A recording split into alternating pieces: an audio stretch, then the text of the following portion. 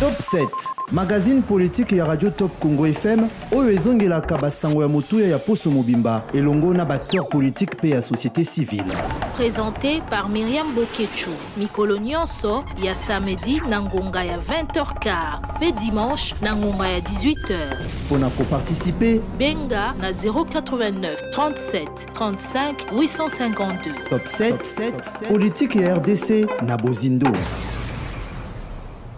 Bande ko balanzi ya Radio Top Congo FM mingi penza bino ba bolanda ka magazine politique Top 7.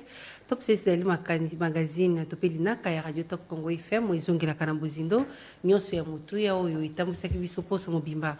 Bon bande ko balanzi lokola boyebi po ya poso ye tokolobela mingi penza bo bendani oyo ezali lokola boyebi lingua politique ya Jean-Marc Kabund Alliance pour le changement yango ezoma kite na molongo to pe na liste ya ba parti politique esengela ki ko sala mosala topé ko participer na ba élection oyo ya 2023 donc comme na bango ezalité est-ce que va remplir ba conditions est-ce que va suivre ba procédure normale pour nani ni ministère intérieur a tie kombo ya lingomba politique topé parti politique ya mona mboka Jean-Marc Kabunte na kati ya liste ba parti politique oyo ezali reconnu na kati ya mboka na biso lokola boyebi sikawa ekolo RDC ezali na au moins 910 partis politiques. Et monsieur Sebaki Sami Kassia Jean-Marc Kabund yango bakisami te bongo tokolobela pe makambo matali mingi penza lokola tolobela pe simbi mboka Congo bolandaki lolenge kani réseau oyo ya ba kidnappeur ezali démantelé batu basambi verdict est tombé belé na bango 23/24 bazui peine de mort si cadre to bazali na makala est-ce que bako purger peine na bango kino na suka topé te nini pena justice yengi ko sala pe ba service ya sécurité est-ce que procès wana elekani malamu topé elekani penza malamu te ndenge bosambi sone salemi na mikolo mibale batindi bango na makala et bongo po ya kosukisa boti ko la lolenge kani Godin Poy ye akoisami azali lisusu te président ya assemblée provinciale ya ville ya Kinshasa na boeleo nazali na esengo ya koyamba pona bino moko ya acteur politique ya mboka na biso ezali bino po ya mbala ya mboko elanda ye awa na magazine politique Top 7 kombo na ye Beli Mutono azali bon secrétaire général ya Alliance pour le changement ya Jean-Marc Kabund na été tokolobela makambo ma soma na pisi mbote secrétaire général Beli Mutono mbote mama Myriam Bokechu. Lelo tozali kolobela mingi peza une grande partie émission na biso ko za partie ya Itali partie na bino o ezali Alliance pour le changement ya Jean-Marc Kabund bino problème na bino ezali nini parce que tozo ka été ministère de l'intérieur a bimisi bino te na kombo ya ba partie esengeli ko sala mosala pona bino kombo na bino ezwami te na liste ba parti politique ya mboka na biso pona nini. Merci mingi mama Mireille pona motuna na yo o ezali petre capital po yango pe ezali tina o meminga na kokwa koleka na manaka ya Top Congo. Biso na Alliance pour le changement tozali ko considérer acte au ministère ya intérieur via le ministre le vice-premier ministre en charge de l'intérieur à Sali ezali jusque-là, tu considérais comme une omission, mais qui est teintée d'une réalité exclusive, donc une exclusion voulue et entretenue, puisque Nabanza Baï Mobeko Bakozala d'accord Nangai, tango dossier et kotaka na ministère intérieur, et subissaka traitement moko to cheminement moko o balandelaka lokasa moko na moko na moko.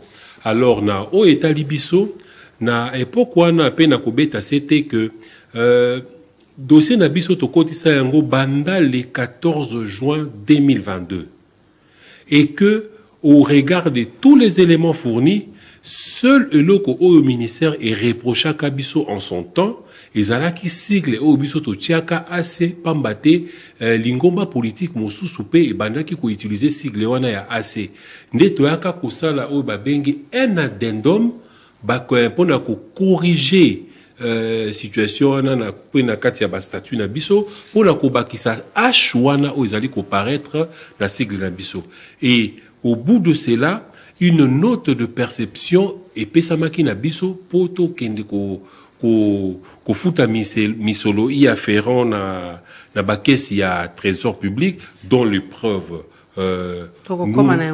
nous les détenons et que à la suite de ces paiements, la confirmation de ces paiements, secrétaire général na ministère et intérieur Oyazali na charge ya ba relation avec ba parti politique, y a salaki une note technique disant à son ministre que au regard du dossier de l'Alliance pour les changements Oyo Bango Batretaki, ezali ko conclure que tozali bazali conforme, donc biso Alliance pour le changement tozali to se conformer na loi.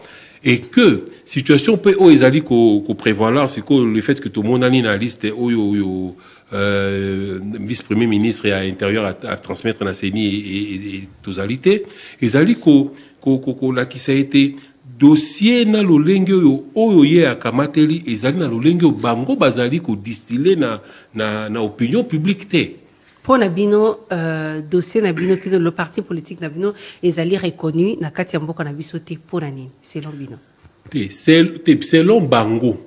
Wana il faut tomber taper cette malam parce que tozali reconnu la preuve tozali na bisika na biso ya misala na te pour parti politique qui est l'Obama et bana il faut ezala publier na journal officiel comme na bino ezali te mais justement ce qui peut comme na biso ezala quitté parti na biso d'ailleurs tout c'est ça qui peut journal officiel pour na tina likambo wana loi ezali na mobeko moko ekelamaka na 2004 la loi portant sur le fonctionnement et organisation des partis politiques. Donc, loi il y a 15 mars 2004, la loi numéro 04/002 du 15 mars, o ezali koloba boye.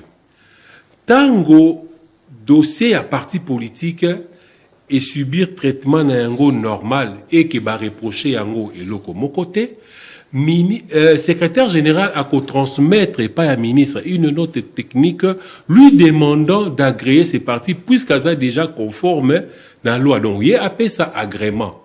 Mais le cas là, toyebi ke na bikolo na bisoto na ba bituka pe mususu, dictature et fungola kapenza nzela mingi te na baeba oyo bazali kokanisa lolenge moko na bango te po na ba koka kosala misala na bango ya politique na yango législateur ya tango wana abanza kiete soki totiki kaka situation wana ya agrément ezala une condition sine qua non pour na été parti politique ko ka fonctionner na banza ba parti mingi ya bato bazali d'accord te na ba kambi ya eleko wana eko pesamela alors na kati ya ba disposition wana na article 12 na yango ezali koloba soki dossier ici ezu avec de conformité ministre azali na 15 jours pour na akoka couper sa yango agrément et dépasser ce délai il y a encore un autre 15 jours qui s'ajoute donc dans les délais de 30 jours maximum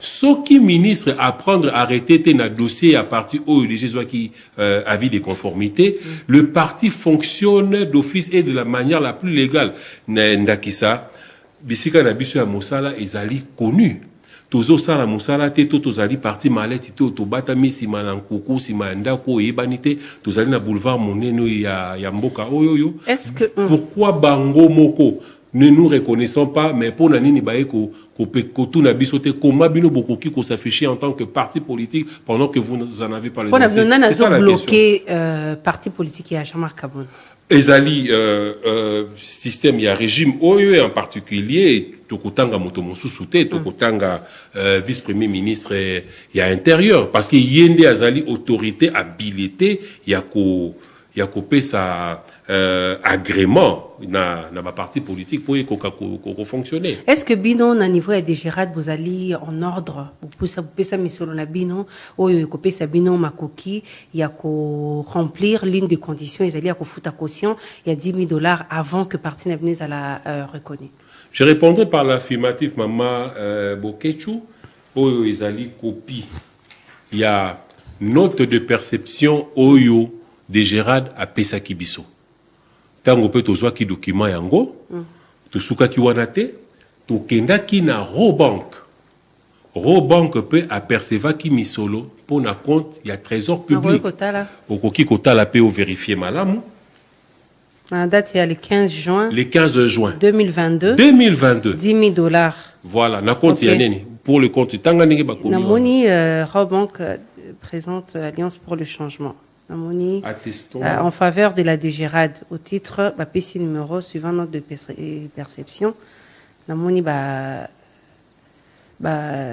détail pour n'avoir étalé dossier. Donc, na niveau il y a des gérades vous allez en ordre pour n'avoir étalé 10 000 $. Il y a mbongo oyo et 5 rapports que parti politique et banda pour fonctionner. C'est quand mbongo na bino wana ezana maboko wana. Ezali na maboko ya mbula matali.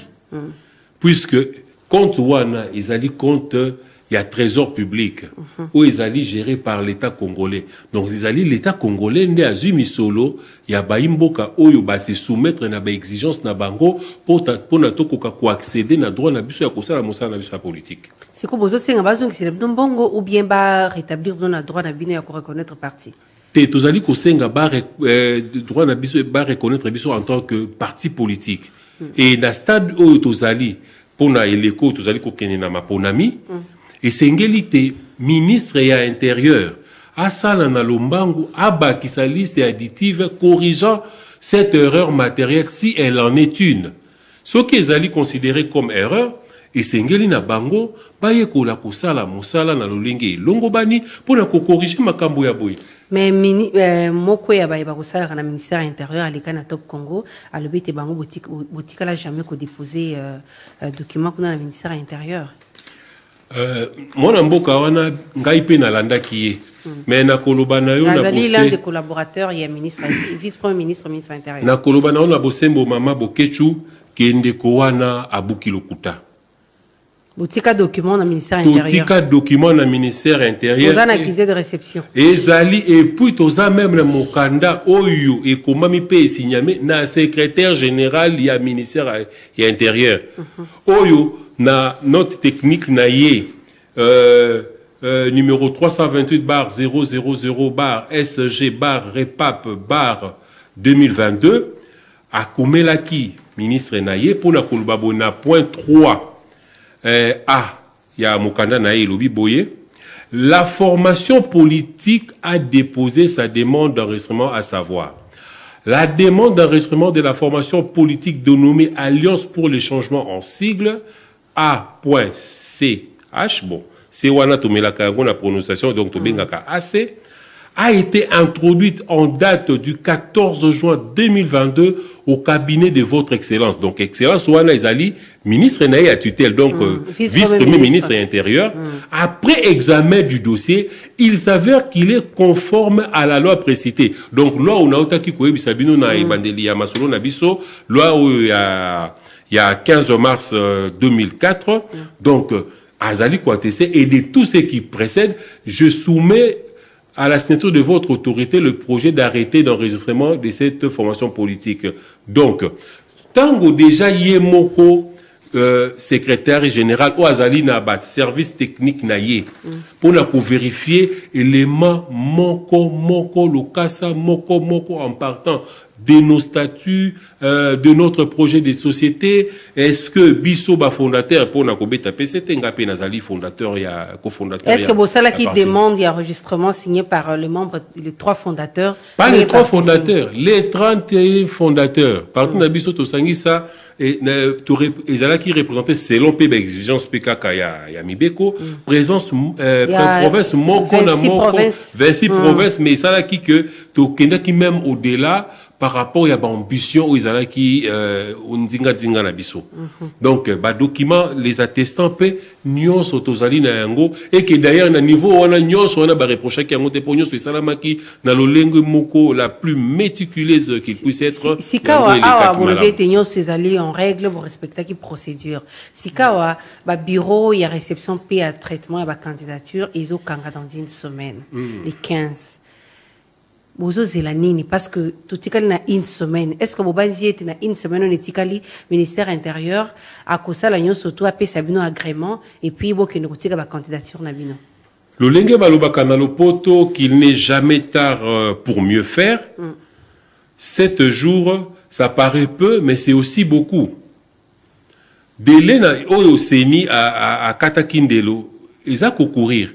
Biso pe na ngambo na biso, tosi to saisissaki yé vice-premier ministre, assis à Zouaki, Lokasa na biso, et lelo même l'après-midi à lelo, ba collaborateur nanga ipe bakenda qui du sous kokuta na l'actuel secrétaire général en charge des relations avec les partis politiques pour trouver dénouement la situation en gros. Donc nous gardons encore espoir que le bon sens va primer dans ce dossier. Et que ce qui est ministre actuel, parce que n'a pas précisé que ministre oya traita qui dossier na biso izaki na eleko ya ndeko aselo. Le coup la paix azalité na principe il y a continuité, il appartenait au nouveau premier ministre kokota na ba fonction na au niveau vice-premier ministre. Le vice-premier ministre de l'intérieur ou tu koza ba fonction de calamité, il fallait à se référer na mai oyo prédécesseur na ya salaki. Mais apparemment, tu constatais que dossier Nabiso était traité avec légèreté. Pour Nabino, cette décision, il y a vice-premier ministre de l'Intérieur, ils politique ou bien la délibération. Ils politique. Pour ceux qui ont la délibération, pour casser parti politique à Jean-Marc Kaboul. Manifestement, oui. N'a qu'à répondre pendant un affirmatif, je l'ai dit oui et je l'écris tout très haut et fort. Puisque ceux qui azala qui respectueux à Mobeko et surtout que yépe azali moko ya ba auxiliaire ya justice nabiso to bengi ba avocat, mais il fallait quand même atala na liste ya ba dossier nyonso et kota ki pona ezo avis de conformité, puisque même la même loi nous rappelle que ceux qui dossier eza conformité et rempli d'exigences ya mi be côté. Yé ministre azali na obligation ya kozwa un arrêté de rejet, chose qui n'a jamais été fait. À la limite, en lieu place aptinda liste moko, encore qu'il faut plutôt discuter sur le lenge pe batinda liste on a pe et respecter mi be côté. Mais na koko manesi kawana, il fallait à la limite à vérifier que conformité ezala ki tote po ko ça makambo to zali ko qualifier d'une exclusion.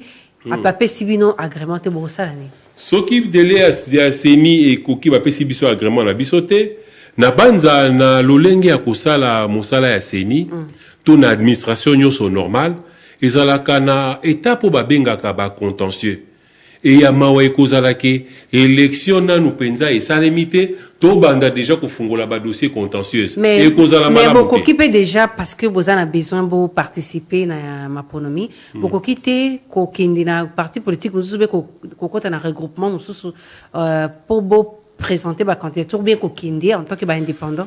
Alliance pour le changement et salama kate puis à la partie d'accompagnement. Alliance pour le changement ezali parti eo isangisi ba imboka oyo bazali na lolenge na bango ya komona lolenge ya kokamba ekolo poto mema mbongwana et ce serait anormal et que comme formation politique na vision na yango na ba ambition na yango to kende ko bata masima ya bato po parce que to lingi kaka to zala ba donc bino boko kende élection kaka na parti na bino. Toko kende na élection kaka na parti na biso. Boko kende te na regroupement bien en tant que ba candidat indépendant. Toko kende na regroupement to parti mosusu te. Donc ministre intérieur azan a devoir il y a ko remettre bino na droit na bino. Oui azan a devoir wana puisque mobeko. Mais il y a zolo ba été bino bo tikali te ko pesa mo kanda même si bozana na preuve pour na bino pour ça nous ani pour prouver que oyo collaborateur il y a ministère et intérieur à lobby et ça bo soloté. Mais la preuve ngana la Sio yango bango batala siko na ba registre na bango si seulement si bazapé ordonné batala na registre na bango na ba date au biso to indiqué ce qui dossier alliance pour le changement et compte quitter.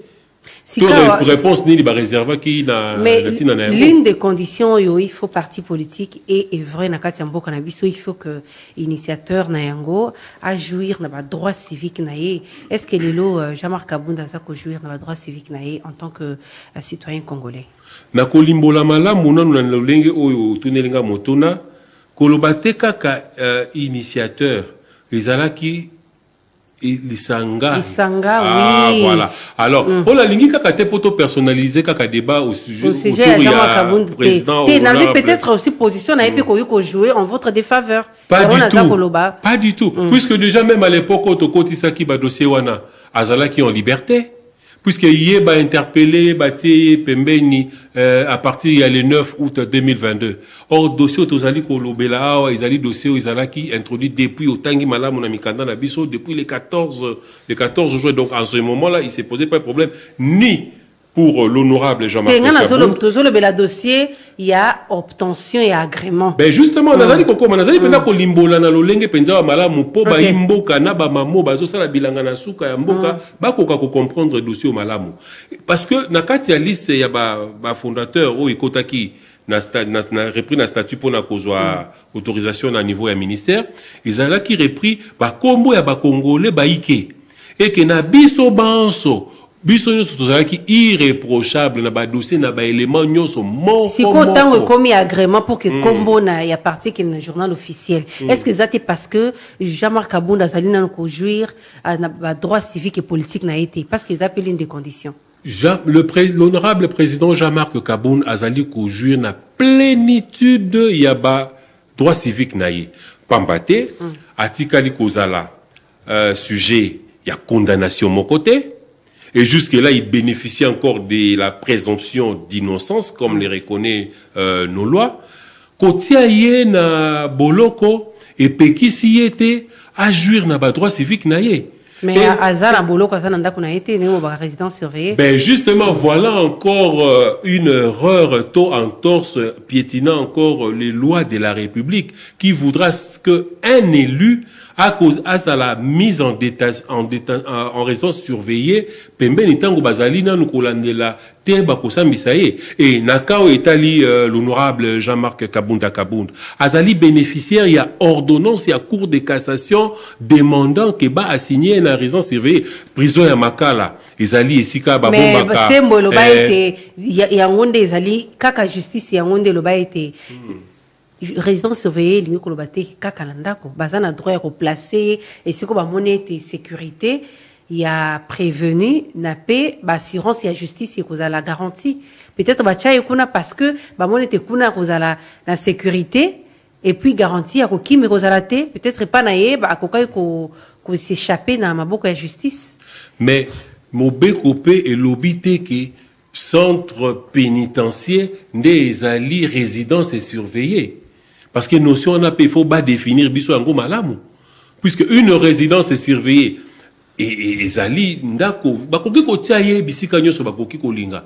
Mais sauf dans une prison puisque un établissement pénitentiaire ndenge babenga kana lopoto yo to benga ka communément en prison ezali esika o batia ka bato yo dossier na bango ezali nanu en cours d'instruction to na ba o basi bakateli bango etumbu mais pour le cas ya président na biso l'honorable Jean-Marc Kabund yé azali député national élu et en tant que tel mibeko elobi ke député au dossier na ezali nanu kosambisama batia na résidence surveillée et non dans une prison.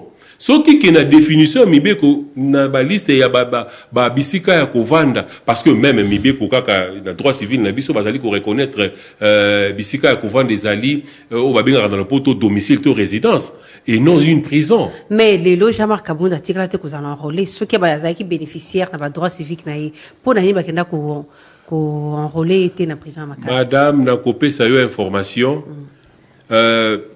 loi électorale na biso et lobi boy.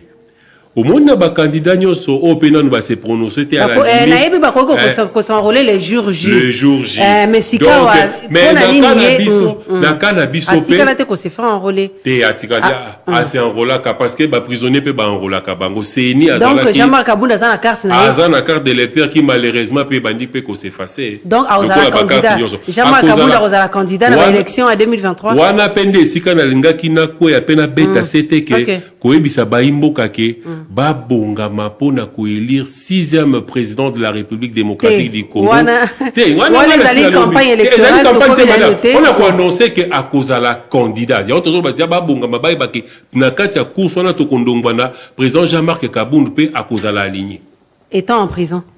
Tout à fait. Mais on a connu des élus bazala qui n'est pas en prison à la limite. Est-ce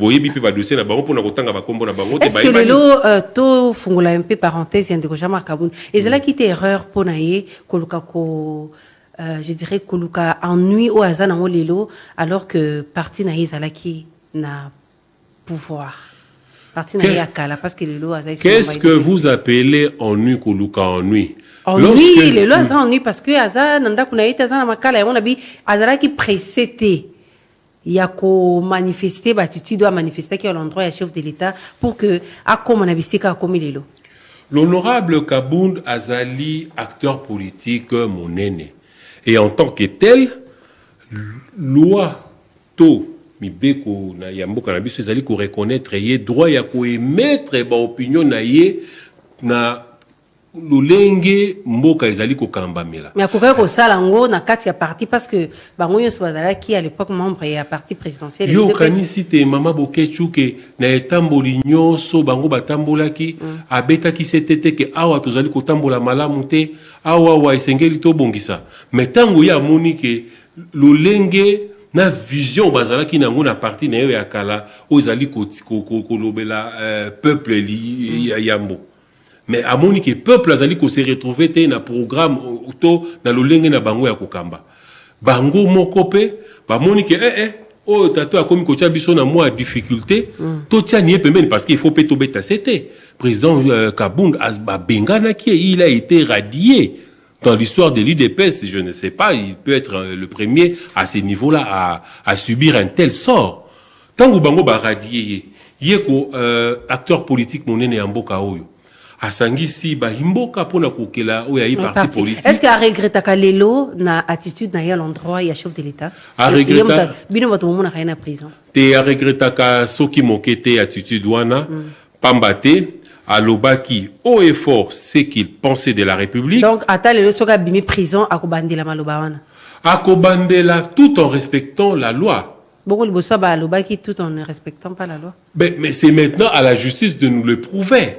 Puisque tangouye a lobby que situation sécuritaire est malamu te boza komona to boza komona te tangouye a lobby que bokeba tangu to kokende na maponami ezali déjà na mabongisami ezali kosala ke bokomona bakokela ba parti malette satellite est-ce que bomoni yango to bomoni yango créer ba parti malette mais to koloba nini soko tali liste o lenge bimi et ça amikaka na pratiquement baza ba mauvais élèves ya régime moïti koleka basali ba A B C P D tout ce genre de union bino bobenga ka sacré bozana ba liste botala tambola ki ça soko mona chaque week-end bazali ko sala ba regroupement ça et là oh ezali ko et puis même ba parti yango poto lobela liste parce que na la kaki ke na ko beta pe lolenge o liste yango e pesa melaki 910 là n'est pas le problème parce que pluralisme politique ezali reconnu au sein de la constitution et la République démocratique du Congo mais le problème c'est que la manière de transmettre cette liste là pose problème puisque Mibeko il a lobby loi wana ya 2004 et lobby boui tango ministère intérieur à retenir un certain nombre de partis politiques qui sont conformes à la loi et Sengeli Naye à faire publier yango yambo d'abord na journal officiel. Ce n'est qu'après la publication au journal officiel nde akozwa yango à transmettre yango na CENI mais na kao ezali sous examen na ngonga o tozali kosolanga na yo est-ce que procédure wana esalamaki te ça déjà ça pose problème et ça la mika katolali to la muki toyoki to totangi na nzela ya ba canaux ya communication que ministère intérieur a publié la liste il a publié à transmettre c'est ninde sikoyo a publié liste oyo ministère a pesaki et qui encore na kati ya ba parti où ils a répertorié beaucoup ta ba parti même où ils en a adresse. Or, exigence ya mobeko et lobike tango zo la partie politique et sengeli pe ozala na adresse connue mais ça ba parti bike ezali wana eza ata na adresse connue c'est qui aussi une entente et à la limite encore permettre un mama Bokechu loi et lobby il faut que transmission pe wana et ça là 12 mois avant convocation, il y a scrutin. Donc, le coup, Ndekoka Dima Autaki ko lancé début à la candidature le 26 juin dernier, et Sengela qui était parti au Sengeli Kozala éligible la course au dossier na bango ezala recevable, et Sengeli ezaba parti ezala qui déjà enregistré à partir il y a à la limite le 25 juin 2022. Nyonso bokomo ne bimi na sima ya juin. Teto koma puisque ça n'a pas parti au bachena liste wana totanga ki yango pe malamu bakeli yango 3 jours avant publication à liste wana. Donc ils allaient violation intentionnelle de la Constitution. Ils allaient ministère parce que la CENI n'a pas produit ces listes là. C'est le vice-ministère de la vice-primature il y a intérieur Nemuto Asali Makambolo Lengewana. Si quand les lobozali na carte opposition. Tozali na kati opposition pe oyo ya pamba te opposition radicale. Radical pour nani? Pour nous bakisi radical. Teto bakisi radical parce que ezali ba concept oyo chaque parti politique est adoptaka. Soki ozali kosala opposition républicaine, ezali na lolenge na yango ya komona pe ya kotambolela. Mais soki ozali kosala opposition radicale mama, tokozala républicain, mais tokozala bibubu to bababate to telemela to lobake awa wa mbula matali utamboli malamu te. Et bele bato balobaka ete ndeko Jean-Marc Kabunda zalaki na position ya bien, et razalaki proche ya mokambi ya mboka, et razalaki na position de force à l'endroit même, mais balobaka pe à l'endroit ya ba ministre dans ba service mususu. Est-ce que yemoko aboma étoile na été aboma, donc azalaki précédé kozwa position azwaki à l'endroit ya chef de l'État. Azalaki précédé maman Myriam. Te yemoko BBC carrière politique. BBC carrière politique n'est soki mokete. Abundi ti bazui pouvoir mbula mibale topisa to na près. Jean-Marc Kabund azali moto abimi na ba moule ya elombe mobali otobengi le héros, le sphinx Étienne Tshisekedi de heureuse mémoire. Boyebi attitude nini tata wana azalaki nango fort de ses convictions. Soki ata mukili mobimba yiki ye bomingani ya côté le mabengui na position na ye et na bokitani na ye abimisela biso ingambe otobengi Jean-Marc Kabund. Mais ce n'est que normal que a ressemblé na wana politiquement mais justement puisque ça comme ça la politique descendance na ye ezali mona na yo azali le président de la République il a incarné combat ya papa na été te mona na ye azali fils autobengaka biologique pour tato aboti na mokili. Est-ce qu'il y a s'écarté dans combat tata naï? Tokoloba qui a s'écarté. Pambate tant tolobi le peuple d'abord. Chaque jour congolais azali ko décrier souffrance na lolenge makambo azali ko tambola malamu te.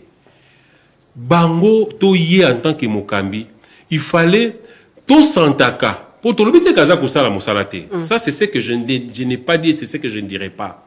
Azali Kosala Moussala, mais eux, Azali ko répondre à l'aspiration à la population. Akoka qui peut Kosala Mouka na lolenge mbango te. Mais le lot komi na souka ton na veille à Kosala bilan. Bilan ni nyamala mouya koki ko brandi toi ko présenter biso pour la kolobake. Tala isikanga na kuta kimboka na bongola ki ton améliora qui à tel niveau. Parce que le vrai problème, c'est à ce niveau-là lorsqu'on arrive au pouvoir. La situation est tous les mêmes. Donc, pour Nabino, mabe eleki malamu. Makasi mabe eleki mingi. Donc, ba violation intempestive et intentionnelle à tout moment. C'est rare, c'est dans les rares cas que total que basala ki to bazwa ki mobe koto décision moko o penza et c'est conformé na mibeko. Et belé mingi zali. Et belé mingi. Ce qui na lobina banda kotanga yana limbolela bino ngwawa to kotani sa tongwawa. Lelo Jean-Marc Kabunda sa ko za la pré parce que yé a choka mingi penza mokambi ekolo. Est-ce que lelo akoko za la pré ya kosenga bolimbisi na mokambi ekolo tout en gardant d'abord procédure judiciaire, humainement parlant. Est-ce que Azalara prêt, il y a kosenga bo konkozambo kabolimbisi? na makambo nyonso aloba Mama Bokechu, il faut tout circonscrire ba concept wana. Kusenga bolimbisi ezalaka soki osali masumu to yomoko reconnaître que na sali mabe. Donc ya reconnaître. Mais tant qu'il y a reconnaître yango te akusenga bolimbisi ndenge nini. Mais du moins ngayo moto nazali son collaborateur le plus proche ona solo la kana kendaka komona ye tango iso na masolo na biso na yebi que président Jean-Marc azalaka moto moko toujours ouvert na ba discussion pe na ba échange. Azali pe a répéter biso que azali na problème personnel na ndeko Félix Tshisekedi te. Problème na ye na Félix Tshisekedi mokambi ya ekolo président de la République ezali kaka lolenge ya kokamba ekolo. Mais na ba relations humaines il n'y a aucun problème. Basololaka te basololaka te yo moko yebi mama moto batie na makala azalaka na moyen ya communication te. À cause de moi, ce qui par personne interposée, eh bien, en tant que secrétaire général, on n'est pas qui n'a bisayo, basolo la kate. Pour ceux qui babana qui solo là, puisque jusque là, nous peut bosser ambitiété. Mais la moussou sous bosser au monde qui basa bimisa qui est. Mais c'est pour dire que ces dossiers-là permettent à maman Myriam Bokechu na katio malobate parce que mituneza yo biano izali anga, il faudra la paix ça comme éclaircissement mingi. Lolenge bavandisi baza kosambisa yete elingi koloba nini pona un état de droit parce que vous reprochez un certain nombre de griefs to ba infraction boza ko retenir contre comportement ou bino boza ko estimer que a posaki mais bo sambisa nié azana ba preuve mais maman ya bakamunyo soloba bino bokanisi ke ba pepo elongwaka na misole kenda kamboka boye maman ce qui bo sambisa mi bandi bino bokolinga ete procès on est à la télévision nde loko tosenga ka bapesa ka bisote ya solo tosenga tout à la limite il y avait même des moments où les audiences de la cour sont publiques où babane ko exiger même biso na ba militaire na biso bimana sala et comme ba huis clos ce qui n'était pas prévu. Donc Jean-Marc Kabunda ça prêt il y a quoi affronter justice à ta procès à la télévision pour la prouver nyo soloba à l'endroit du régime actuel. Oui, puisque Azako tosenga ka yango butu moyi puisque bokangi acteur monene ya politique nanda ko otobegi prison pendant que bozo sambisa yete elingi koloba nini ba sambisa ye batali sa biso réellement que maye alobaki ezalaki infraction to atuka ki otobenga ka ko offenser chef de l'état ye batali sa bilembo ya nyonso alobaki ba preuve na ba accusation nyonso rapport mais mibeko ya mboka elobi nini ezali kaka na moto asali ba allégation de memaka ba preuve et bobanzi ete ndeko Jean-Marc Kaboun na bwanya nyonso azali na yango na manso nyonso ya mona kito asalaki au sein au couteau sein au cœur ya régime oyoyo akoka koloba be makambo hasard na banzité soki abeka kimbela aibaki tina c'est qui aibaki makambo hasard pour azali quand même makambo itali politique il est là soki manso mabongi sami. Vous allez prêt à soutenir de Félix Tshisekedi pour la deuxième mandat en 2023? Jamais. Jamais. Jamais. Ouais, pena bêti c'était na lobby jamais. To soutenir rien ni pendant que tu allez kokabola ba valeur mon. Té lelo soki na lobby boy soki lelo Jean-Marc Kaboun peut-être par voie politique à recouvrir liberté naie politiquement et puis ba sengi na bino bo accompagner chef de l'État pour la deuxième mandat. Quoi accompagner wane kozala moi passi to compliqué quoi accompagner donc soutenir candidature nae pour la élection de attention ka bimisi kutu soki abimisa to bon na lo ba ate poto personnaliser débattre au niveau justice et bimisa soki justice et bimisié to bimisiété jouissant de ses droits civiques à compétir to kondongba mama actuel président sortant donc Jean-Marc Kabunda Rosala adversaire il y a Félix Tshisekedi en 2023 et c'est l'alternative la plus crédible un adversaire de taille ça il faut tout souligner rango peto betaka c'était malam ya solo to le bela makambo itali mingi penzo landaki lo lingekani ba procès ali salemi ba kidnappeur o ba limu sarabato misusu ba lobi ba trafic d'organes misusu ba boto la rami tuka misusu ba kangaka bato ba singbo na sima ndenge salemi ndenge ba enquête salemi ndenge ba condamnation ezalaki prononcée au moni ndenge. Bon, pour la Kolimbola, na mituna o Italie, dossier Italie, insécurité, ou tozali ko vivre na bileko yo. Justice c'est ça qui mosala na yango. To esali mosala na yango. topesi yango pe crédit à confiance. Mais l'autre paire de manches, ezali ko responsabiliser bazali ko kamba ekolo ba koka kozwa ba disposition to ba mesure pour na ko sécuriser batona biloko na bango.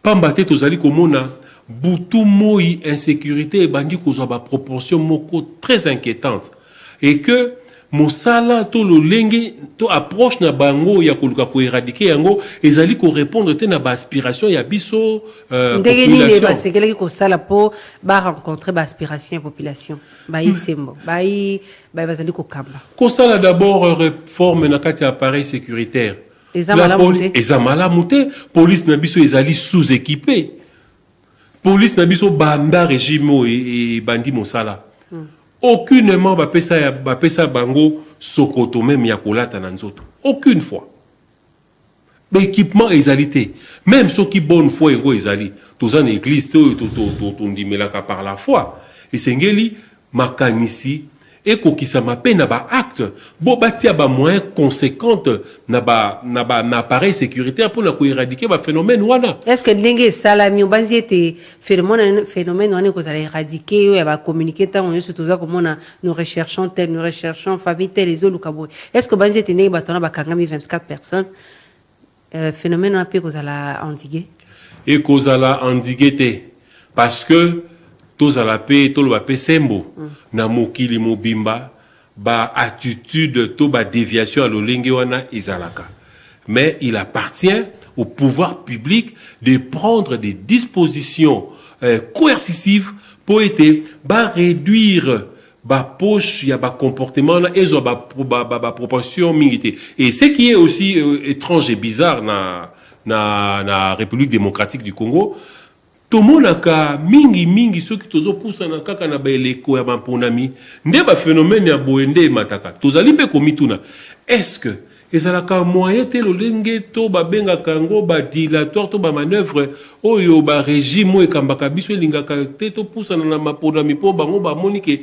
nan to kokisi poso tozalaki nango te to boni wana n'est pas le problème mais du moins c'est à l'État de prendre ses responsabilités pour que ameka ko sécuriser congolais moko na moko bisika ezali pena biloko bien lelo bai Union européenne lelo ba komi mokanda communiquer na bango ba komi makambo vraiment ebele ba féliciter ko le RDC pona ndenge ba s'engager pona ko sala maponami conformément à la constitution donc 5 ans après mais ba BTP cette mamboka d'état de situation sécuritaire ba sengi na Rwanda elongola armée na ina kati ya mabela ko le RDC et puis ba sengi sous na RDC et koka ko mettre fin ba sengi na ba officier et puis na gouvernement congolais il y a ko mettre fin na phénomène il y a groupe armé notamment ba ADF est-ce que l'Union européenne en même temps condamné Rwanda pour la M23 en même temps condamné RDC pour un problème il y a ba ADF ba groupe armé mususu ndenge nous juger attitude na bango bon attitude na bango ezali nde balobaka mi figue mi raisin parce que tu es que situation eza ko prévaloir na este ya tomoniele ya RDC ezali ba situation moko voulu par ba multinationale oyo bazali sous-traité par la fameuse communauté internationale dont fait partie structure wana ya Union européenne approche to observation na bango eza pe mabete ce qui est encouragé ce sont les élections mais pour na ko bengana ba Rwandais et tout ça kobenga bato ba kosunga biso ezali mabete ezali ba pratique o esala makana ba situation à lolenge wana mais il appartenait d'abord au gouvernement congolais à ça la confiance na mapinga na ye azo sala te azako sala yango mais na hauteur o esengeli te azali ko équiper yango te pendant que lelo toyokaki que ba loi qui ba budget moko conséquente pour l'armée na biso pour na bino budget wana ezako correspondre te et ça correspondre te na baton wana puisque l'armée doit être pour qu'une armée puisse être dissuasive elle devra d'abord être formée et des deux équipée ce qui formation ezali pour tozala ba formation biki au te à école na biso la formation est encore appréciable. Mais équipement, exact. Mais la hormis équipement, motivation. Qui était mis sur le belé, il y a effort, il y a bitumba, il y a guerre. Il y a le baki. Mais est-ce qu'en réalité, ils allaient au biso, ils allaient palper? Mboula, ils allaient, puisque Mboula Mobimba, l'équipe Bounaga, na tel, ils allaient dans Maboko. Il y a Barmeo, ils allaient, on a contrôle la bisoté. Et qui bayo, qui kosunga biso. Tango pe bango s'installer, et puis s'installer le coup à une zone tampon, ne permettant même pas à nos forces de sécurité d'y pénétrer. Là, ça pose problème. Donc, nous n'avons pas cette souveraineté de la gestion de l'administration de notre pays, et ça pose problème. On a reçu qui ça, Lelo, pendant 4 ans, tout le monde a une unité entre Assemblée nationale et le gouvernement provincial. Kasi Lelo, Bobé Bani, et Koti, Ndeko, Ngobila, na Ndeko, Godempoi, Lelo, Godempoi, Akui. Au moins, on dit. Maman Myriam Bokechu, Wanezalin Teke, Yabato Amabandi. Tango bazalaki kotambola na boyokani, ezalaki malamu. Ba député baike oyo ya ngambo ya opposition to bazali ko partager ba lolenge ya bukambe mi ndenge moko na bango te tan bazali ko beta mbela. Si to bandaki ko mona yango mabe et que yende ko Godempoi abandaki pe ko soutenir gouverneur to gouvernement provincial to exécutif provincial ya Kisasa. Mais tango kaka ya monike lolenge ya kokamba oyo ezali suko sepelisa ete a monter au créneau pour ameka kozongisa pe makambo pe na mwa alima, eh ben ba député pe anga mosusu ba estimer que te ya sali mabe. Démocratie et lobby voya majorité des primaka, voya majorité na bango. Ba sali na bango mapona mi bango moko po ye moko pe godé po ya zali moto ya majorité. Ba longoli pour na bango ya biso na kati nini. Est-ce que vous avez un problème ya Seni Akadima? Seni Akadima biso tozali na problème na yete malgré ba reproche mingi bandeko na biso pe opposition mususu bazali kosala na ye. Mais bino bozala bino pour élection malgré biso problème na biso ezali malgré fichier wana malgré déjà même makambo ba fichier là toye baki ke ekosala makaka na lolenge kaka ya nyamunya. Mais bino boza après malgré tout ça. Voilà, parce que au monde na politique même ndeko tata Mokambi ekolo ya lelo tango tozalaki na élection en 2018 esika bato bazalaki koloba machine à voter te tokende te alobaki avec ou sans machine tokokende biso pe tolobi basala ba superfuge nyoso bazosala o nyoso bakosala biso ba meso na maponami tokende kokoisa nde régime oyo objectif na biso ezali nde tobtia bato yo pembeni pamba te balakisi biso limite ya gestion na bango ezalaki malamo te. Pour Yakosukisa, Ndeko Beli Mutono, vous allez secrétaire général de l'Alliance pour le changement et Ndeko Jamar Kabound, au cours de Bissanabso Lelo, pour notre dossier Nabino, où ils allaient à niveau, il y a agrément et zuina noté à 7 jours, Nini Boroseng à Mokusi Penza. Oh, tozali kosenga pe tozali ko exiger. À 7 jours, il y a fermeture, il y a bureau de réception et traitement des candidatures. Oh, tozali kosenga pe ezali pe concept moko pe tokoki ko. Oh, bozali ko exiger. Voilà, ndé concept ya malambo esengela kitolobela. Oh, tozali ko exiger ba rétablir biso na ba droit na biso. Parce que je prouvais Nani, aux autres adresser Nani. Nazali ko s'adresser na vice primature ya intérieur. Okay. Parce que yende azali organe to structure habilité ya ko pesa ndingisa na ba parti politique et fonctionner.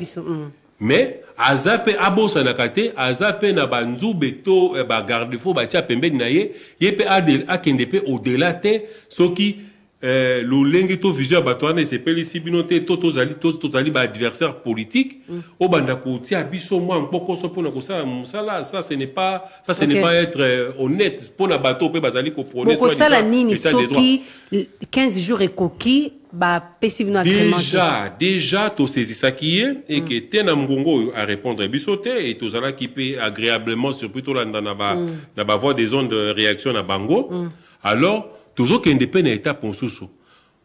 Étape où ezali, ndenge na lobaki yango na point de presse moko na otaki ko tenir il y a 2-3 jours. Tout lobaki toza ko se réserver toi ko saisir ba instance compétente. Et l'instance compétente en cette matière, ezali Conseil d'État. Déjà, comme toujours banda déjà week-end kaka lobia wato lundi boko kango pe na nzela ya basinga na bino.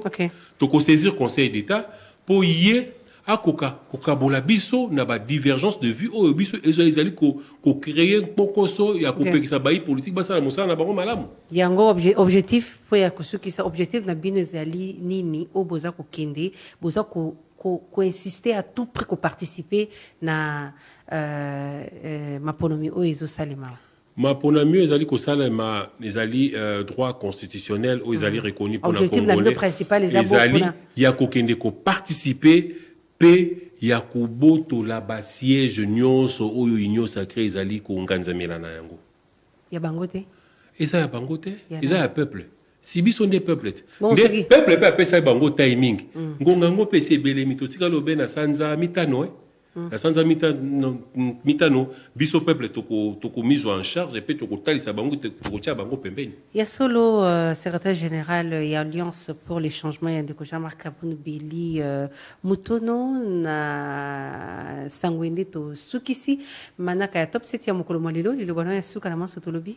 Ilobanga ya suka ezali ko senga na ba congolais na bengi bango à la résilience et au calme et que malembe tozo kende na bileko ya élection poto mema mbongwana et na bana ya Alliance pour le changement bo garder espoir boyebi vision na biso ezali ya komema mbongwana et que aux prochaines élections toko sortir haut et fort na maponami wana. Ya solo bandeko balandia nde tosukisi manaka ya magazine top 7 ya mokolo malelo bino babolandaki biso na nzela ya YouTube pe na nzela ya FM et Radio Top Congo FM totondi bilo tondi numéro ya biso ezali 085 11 64 047 085 11 64 047 pe na nzela ya mail adresse mail na biso ezali sur page Facebook Top 7 Top Congo FM et pour ezali koyene tokutana na moi politique mosusu kimya boboto mpoka bino. Top 7, magazine politique ya Radio Top Congo FM, oyo ezongelaka basango ya motuya ya Poso Mobimba, elongo na acteur politique pe ya société civile. Présenté par Myriam Boketchou, mikolo nyonso ya samedi na ngonga ya 20h15, pe dimanche na ngonga ya 18h. Pona ko participer, benga na 089 37 35 852. Top 7, politique ya RDC na Bozindo.